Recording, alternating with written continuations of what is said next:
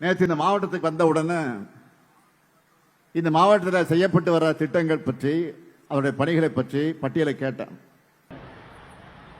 List கேட்டாங்க, ஒரு புக்கை கொண்டு கொடுத்தாங்க.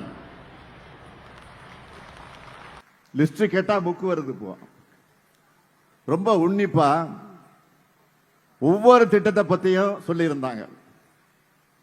அதுல இருந்த விவரத்தை நான் சுருக்கமா சொல்லட்டுமா? இந்த மாவட்டத்தில் இருக்கிற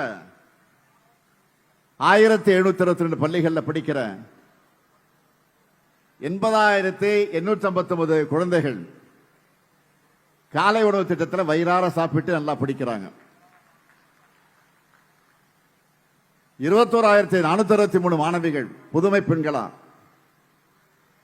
19,376 மாணவர்கள் தமிழ் புதல்வனா மாசம் 1000 ரூபாய் பெற்று கல்லூரியில் படிக்கிறாங்க. 4,66,841 சகோதரிகளுக்கு கலைஞர் மகளிர் உரிமை தொகை வழங்குகிறோம். நான் முதல்வர் திட்டத்தில் 1,57,200 மாணவர்கள் பயிற்சி பெற்றிருக்காங்க. இந்த விழா மூலமா